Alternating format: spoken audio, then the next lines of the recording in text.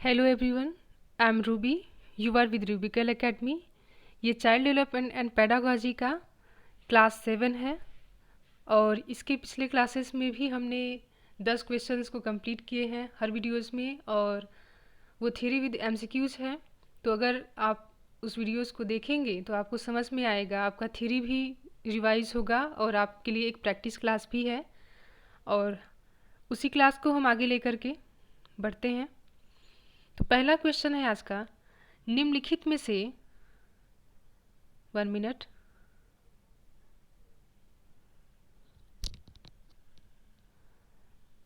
Yes, निम्नलिखित में से कौन सा समझ के लिए शिक्षण को प्रदर्शित नहीं करता है? तो यहाँ पे हमें देखना है क्या प्रदर्शित नहीं करता है। 1 मिनट, फिर से डन। ठीक, तो हमें यहाँ पे निगेटिव वे में हमसे पूछा जा रहा है कि इसमें क्या प्रदर्शित नहीं किया जा रहा है।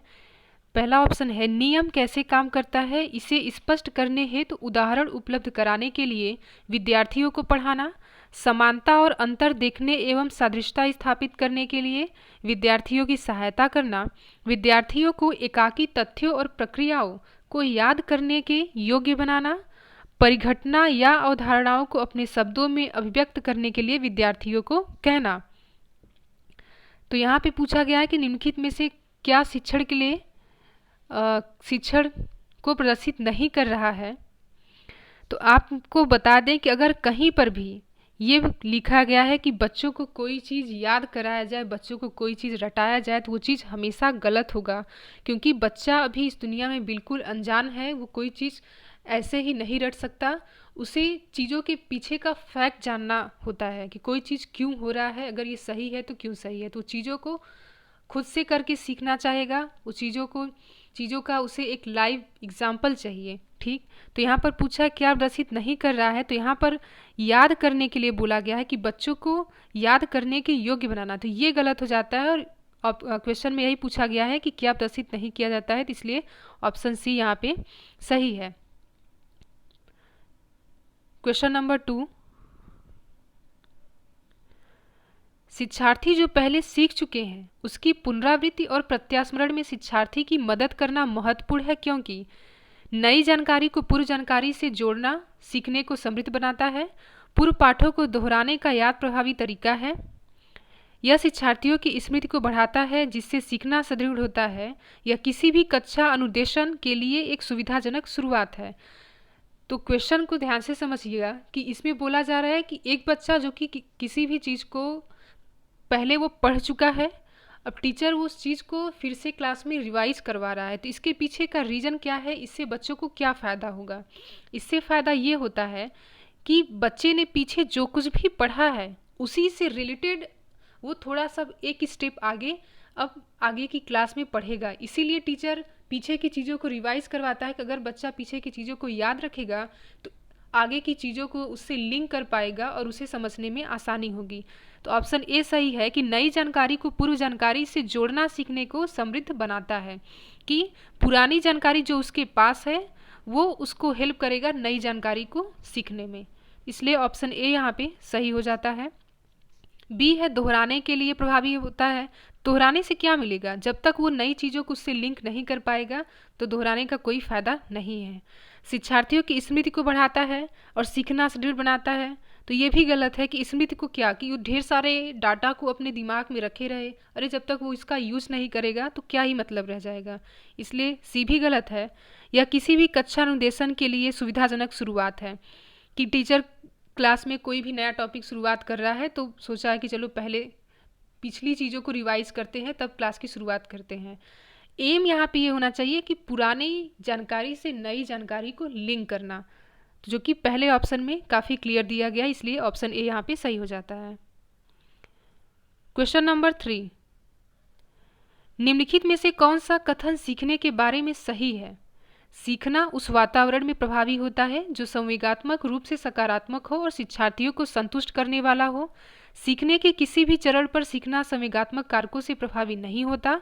सीखना मूल रूप से मानसिक प्रक्रिया है या फिर इनमें से कोई नहीं।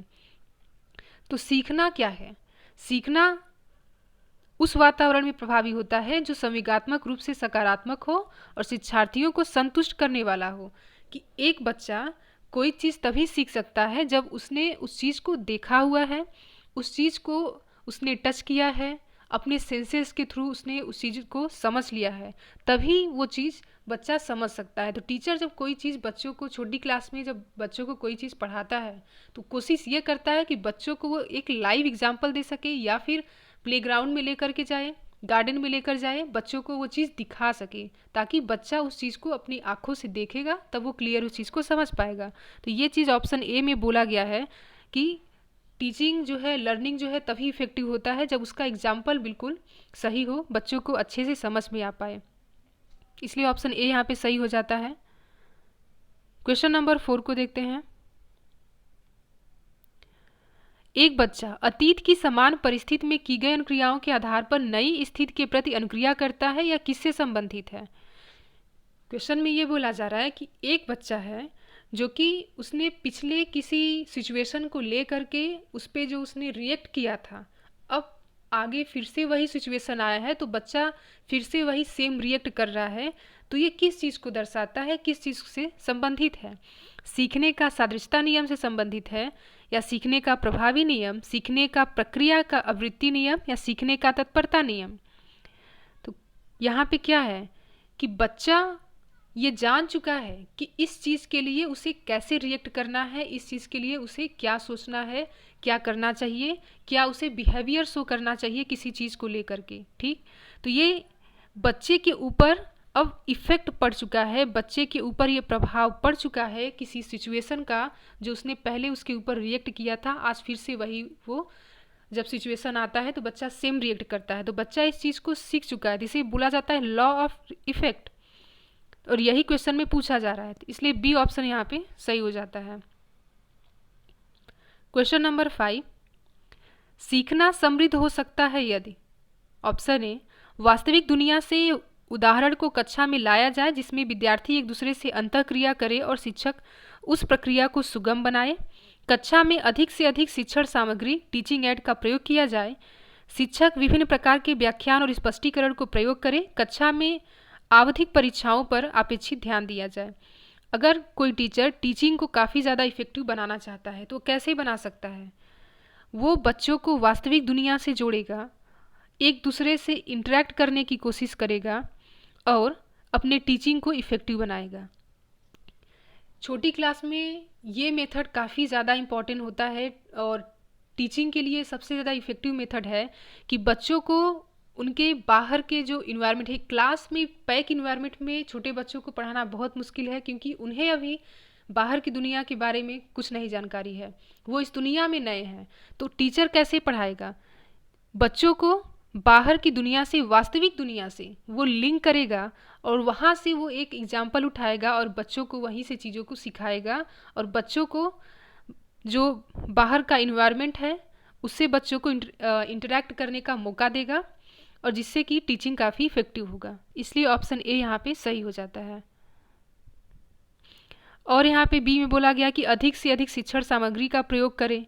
इससे कोई फ़र्क नहीं पड़ेगा जब तक बच्चा खुद से चीज़ों को अच्छे से समझेगा नहीं, जब तक बच्चा रियल चीज़ को अपनी आँखों से देखेगा नहीं, तब तक आप कितने भी टीचिंग एड्स का प्रयोग कर लीजिए, विजुअल एड्स हो गए, ऑडियो विजुअल एड्स हो गए, कोई मतलब नहीं रह जाएगा। इसलिए ये भी ऑप्शन गलत है। बोला गया है कि शिक्षक विभिन्न प्रकार के व्याख्यान स्पष्टीकरण, तो ये तो बिल्कुल गलत है कि एक छोटी क्लास में बच्चे को आप व्याख्यान नहीं दे सकते, एक्सप्लेन करके चीज़ों को नहीं सिखा सकते। जब तक वो चीज़ को देखा नहीं है, समझा नहीं है, उसे फील नहीं किया है, वो बच्चा नहीं सीख सकता। कक्षा में आवधिक परीक्षाएं, पीरियोडिक टेस्ट, क्या मतलब जब बच्चा अभी तक सीख ही नहीं पाया है तो आप टेस्ट लेकर के क्या करेंगे, तो ये भी गलत है। ए ऑप्शन यहाँ पे सही है। क्वेश्चन नंबर 6, एक शिक्षक को अपने विद्यार्थियों की क्षमताओं को सीखने का प्रयास, समझने का प्रयास करना चाहिए। निम्नलिखित में से कौन सा क्षेत्र इस उद्देश्य के साथ संबंधित है। शिक्षा समाजशास्त्र, एजुकेशन सोशियोलॉजी, सामाजिक दर्शन सोशल फिलॉसफी, मीडिया मनोविज्ञान मीडिया साइकोलॉजी, शिक्षा मनोविज्ञान एजुकेशन साइकोलॉजी। तो एजुकेशन साइकोलॉजी इसमें सिखाया जाता है एक टीचर को, इसके थ्रू एक टीचर सीखता है कि वो अपने बच्चों के प्रॉब्लम को, उनके स्ट्रेंथ को, उनके अंदर जो डिसेबिलिटीज़ है, उन सब चीज़ों को वो समझ सके और उस उस हिसाब से बच्चे को जो चीज़ चाहिए पढ़ने के लिए, जितना उसे उसका लेवल है उस तरीके से टीचर उसे समझा सके उसके मेंटल लेवल के अकॉर्डिंग। ठीक, तो ये इस सब्जेक्ट में सीखने को मिलता है और यहीं से टीचर सीखता है। यहीं से एक टीचर को ये समझ में आता है कि कैसे वो अपने बच्चों के प्रॉब्लम को दूर कर सकता है और कैसे एक बच्चे की ज़रूरत को वो समझ सकता है और उसे एक सही तरीके से सही कंटेंट वो प्रोवाइड कर सके। तो शिक्षा मनोविज्ञान यहाँ पे सही ऑप्शन है। क्वेश्चन नंबर 7, शिक्षार्थियों का आत्मनियम सेल्फ रेगुलेशन डैश की ओर संकेत करता है। विद्यार्थियों के व्यवहार के विनिमय बनाना, विद्यार्थी निकाय द्वारा बनाए गए नियम विनिमय, स्व अनुशासन और नियंत्रण, सेल्फ डिसिप्लिन एंड कंट्रोल, अपने सीखने का स्वयं पर्यवेक्षण करने की योग्यता। तो सेल्फ रेगुलेशन की बात कही जा रही है, आत्मनियमन। तो यहाँ पर एक बच्चा जो कि खुद को रेगुलेट कर रहा है, खुद के एजुकेशन को वो जो कुछ भी सीख रहा है, डे बाय डे उसमें जो चेंजेज आ रहे हैं, जो इम्प्रूवमेंट हो रहा है, उन चीज़ों को रेगुलेट कर रहा है। वो खुद की चीज़ों को एनालाइज कर रहा है कि उसने अभी तक पीछे कितना सीखा, आज वो कितना सीखा, उसके अंदर कितना इम्प्रूवमेंट हो रहा है। तो यही यहाँ पे पूछा जा रहा है कि किसकी ओर संकेत कर रहा है। तो यहाँ पर है सीखने का पर्यवेक्षण करने की योग्यता। यही सही है कि एक बच्चा अभी तक पीछे कितना सीखा है और आगे कितना सीखा है। इस चीज़ में जब बच्चा इन सब चीज़ों को एनालाइज करता है तो इसे सेल्फ रेगुलेशन बोला जाता है। और यही है कि इसमें अपने सीखने का स्वयं पर्यवेक्षण करने की योग्यता, एक बच्चे के अंदर ये एबिलिटी डेवलप हो जाती है कि वो खुद का जो चीज़ों को खुद वो सीख रहा है, उन चीज़ों को वो रेगुलेट कर रहा है। तो ये एक बच्चे में एक अच्छी हैबिट है, ये बच्चों में होना चाहिए कि बच्चा खुद को रेगुलेट कर सके, खुद के लर्निंग को वो रेगुलेट कर सके। क्वेश्चन नंबर 8, निम्नलिखित में से किस कथन को सीखने के लक्षण के रूप में नहीं माना जा सकता? सीखना कुछ ऐसी चीज़ है जो कुछ अनुभव के परिणाम स्वरूप घटित होती है। व्यवहार का अध्ययन सीखना है। अनअधिगम अनलर्निंग भी सीखने का एक हिस्सा है। सीखना एक प्रक्रिया है जो व्यवहार में मध्यस्थता करती है। यहाँ पे पूछा गया कि निम्नलिखित में से किस कथन को सीखने के लक्षण के रूप में नहीं माना जा सकता। ठीक, सीखने के लक्षण के रूप में नहीं माना जा सकता। तो यहाँ पे बोला गया कि व्यवहार का अध्ययन सीखना है। ठीक, कि आप किसी के बिहेवियर पे आप स्टडी कर रहे हैं, आप लर्न कर रहे हैं, तो आप उसे सीखना बोलेंगे। तो ये यहाँ पे सबसे गलत है और यही यहाँ पे पूछा गया कि क्या गलत है। तो बी यहाँ पे गलत है जो कि सही आंसर है। ठीक, ए में बोला गया है कि सीखना कुछ ऐसी चीज़ है जो कुछ अनुभवों के परिणाम स्वरूप घटित होती है। ठीक है, ये भी करेक्ट डेफिनेशन नहीं है, लेकिन ये सीखने का एक तरीका है, इसे व्यक्त करता है। ठीक, और अनलर्निंग के लिए बारे में बोला गया है। जब आप एक लर्निंग का ग्राफ देखेंगे, ठीक, तो उसमें कई चीज़ें आती हैं कि एक बच्चा कभी काफ़ी तेज़ी से सीखता है, कभी उसका लर्निंग का जो ग्राफ है काफ़ी स्लो हो जाता है, कि कभी काफ़ी धीरे धीरे वो चीज़ों को सीख रहा होता है, या फिर कभी उसका सीखना बंद भी हो जाता है, काफ़ी टाइम तक वो कुछ चीज़ों को नहीं सीखता है। ठीक, तो अनलर्निंग मतलब कि बच्चा अभी नहीं सीख रहा है, सीखने में जो रुकावट आ गई है, उसका सीखना जो बंद हो गया है, ये भी एक सीखने का हिस्सा है। जब आप लर्निंग का ग्राफ देखेंगे तो उसमें आपको ये स्टॉप जो है ये देखने को भी मिलेगा कि जब सीखना रुक जाएगा। ठीक, सीखना एक प्रक्रिया है जो व्यवहार में मध्यस्थता लाती है, मध्यस्थता। तो आपके बिहेवियर, जब आप कोई चीज़ को सीखते हैं तो आपके बिहेवियर में भी चेंजेस आते हैं। तो ये भी सही है।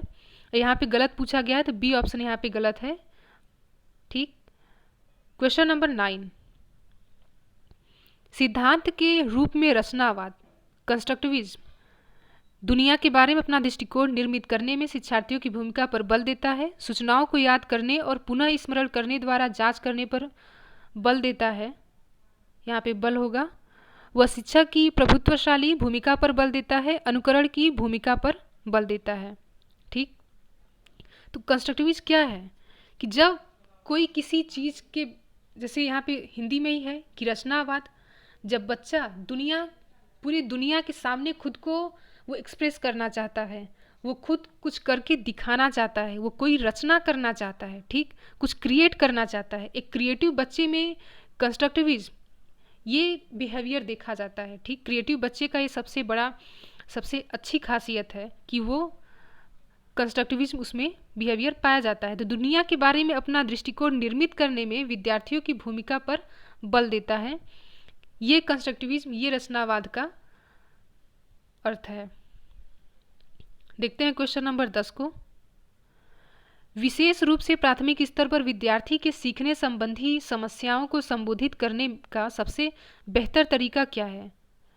अक्षमता के अनुरूप विभिन्न शिक्षण पद्धतियों का प्रयोग करना, महंगी और चमकदार सहायक सामग्री का प्रयोग करना, सरल और रोचक पाठ्यपुस्तक का प्रयोग करना, कहानी कथन पद्धति का प्रयोग करना। तो प्राइमरी लेवल पर एक टीचर बच्चों के प्रॉब्लम को सॉल्व करना चाह रहा है तो सबसे बेस्ट तरीका क्या हो सकता है? जब तक टीचर बच्चे के अंदर डिसेबिलिटी को नहीं जान पाएगा, बच्चे के अंदर क्या कमी है, बच्चा किस तरीके से, किस वजह से नहीं सीख पा रहा है, जब तक टीचर ये नहीं जान पाएगा तब तक बाकी के जो यहाँ बी ऑप्शन है इन सब का कोई मतलब नहीं है। कि महंगी और चमकदार चीज़ें, जब तक टीचर को यही नहीं मालूम है कि बच्चा किस रीजन से नहीं सीख पा रहा है तो इस एक्सपेंसिव और ग्लॉसी चीज़ों का भी कोई मतलब नहीं है। सरल और रोचक पुस्तकों का भी कुछ नहीं हो सकता। कहानी पद्धति का भी प्रयोग करके भी बच्चे को नहीं सिखाया जा सकता जब तक टीचर को ये नहीं मालूम है कि बच्चे में प्रॉब्लम क्या है, बच्चा किस वजह से नहीं सीख रहा है। तो इसमें सबसे पहले टीचर को ये जानना पड़ेगा कि बच्चे के अंदर क्या कमी है, बच्चे को क्या प्रॉब्लम है, वो किस वजह से नहीं सीख रहा है। तो अक्षमता के अनुरूप विभिन्न शिक्षण पद्धति का प्रयोग करना। जब एक बार टीचर को पता चल जाएगा कि इस रीजन से या फिर बच्चे को इस जगह प्रॉब्लम है, इस वजह से नहीं सीख पा रहा है, तो टीचर उस तरीके का, उसके लिए जो उपयुक्त तरीका होगा उसका प्रयोग करेगा और बच्चे को सिखाने की कोशिश करेगा। ए ऑप्शन यहाँ पे सही हो जाता है। तो ये थे आज के 10 क्वेश्चंस। आई होप आप लोगों को एक्सप्लेनेशन और क्वेश्चंस दोनों सही लगे हों। और अगर आपको क्वेश्चन सही लगे, वीडियो सही लगा तो सब्सक्राइब कीजिए चैनल को। और आपके 10 में से कितने क्वेश्चन सही हुए हैं आप ये भी कमेंट बॉक्स में ज़रूर बताइएगा। और इस वीडियो को लाइक कीजिए और वीडियो को लोगों के साथ शेयर कीजिए। Thank you so much.